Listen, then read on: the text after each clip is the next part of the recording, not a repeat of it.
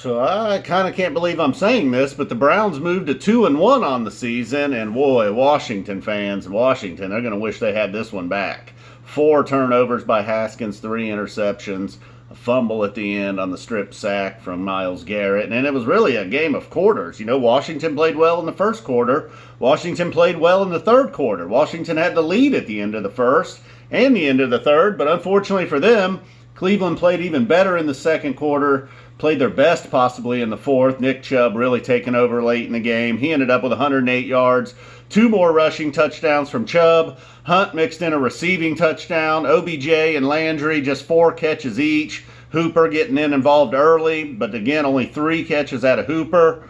And Harrison getting his first touchdown of his career. And Inman getting 2 touchdowns for Washington. Apparently, we're just going to run through the stats here at the beginning. Like I said, the 3 major costly interceptions from Haskins. Antonio Gibson also a rushing touchdown for Washington. And Myles Garrett, again, 2 sacks, the strip sack, interception from Joseph. Sheldon Richardson, again, probably not the greatest stats, although he did get 1 sack from Big Sheldon.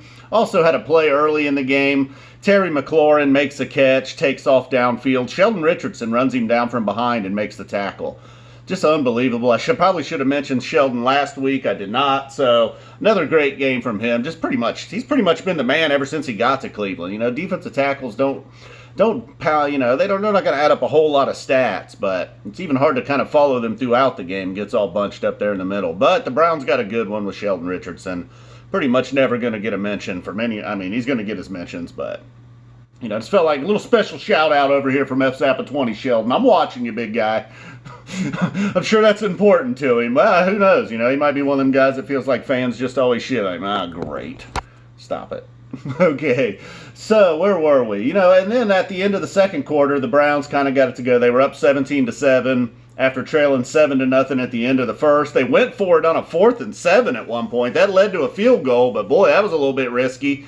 Stefanski now showing throughout the year he's going to go for it on 4th down, and it kind of made sense. They were probably outside of field goal range. It had been a really long field goal. No point to punt there. So then they go up 17-7 at halftime after an interception from Haskins led to another score. Then Washington comes out, back-to-back touchdowns, get the ball, start the second half, stop Cleveland, score another touchdown. They take the lead 20-17, was not looking good.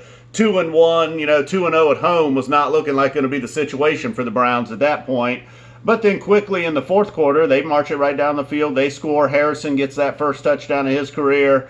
Haskins throws his 3rd interception of the day, and then that leads to Chubb's 2nd touchdown of the day. Haskins' 3rd INT leads to Chubb's 2nd TD. And that was pretty much it right there. The Cleveland did chip in another field goal after the strip sack from Myles at the end, making it officially 34-20. Chase Young going down early. Hey, I hate to see the Buckeyes struggle.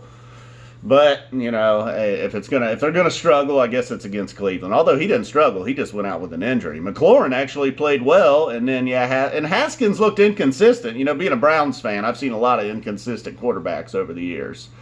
And Dwayne Haskins looked like he had a Browns quarterback material written all over him. Would look great on one drive. That first touchdown pass I believe, to Inman looked amazing. But the 3 interceptions, the strip sack, not necessarily his fault. Early in the game, it looked like the Browns, the idea was to get the ball out of Baker's hands early. The very first play of the game, the screen pass to Hooper, I thought that was an excellent call. If you're worried about Washington's pass rush and you want to get Hooper involved, boom, boom, right there. I think it went for a 1st down. So, not that it stopped Washington's pass rush the rest of the day. I don't know how many sacks they ended up with. I believe they sacked Baker twice, actually. So, not bad. But then by the second drive, I was screaming at Baker to get rid of the ball. That was only a problem a few times. He did take a sack, I believe, on a 3rd down at one point. That wasn't great, but, that's all right. He ended the day with 0 interceptions. That's the key stat out of Baker. Only 156 yards passing, 2 touchdowns, but 0 interceptions was key. Gibson, like I said, got the rushing touchdown for Washington. Inman with the 2 receiving TDs. I think we went over the stats at the beginning, though, didn't we? And I think we've dragged a new Browns fan into the mix, people. Got a new Browns fan hailing from Columbus, Ohio. It's unfortunate. My dad did it to me. Now I'm doing it to her. It's not fair. But it happens. You cook meals for me, I make you a Browns fan. A lot more than that. All right. Boom. We're out of here. The 2-1 Cleveland Browns and Washington. The Washington football team.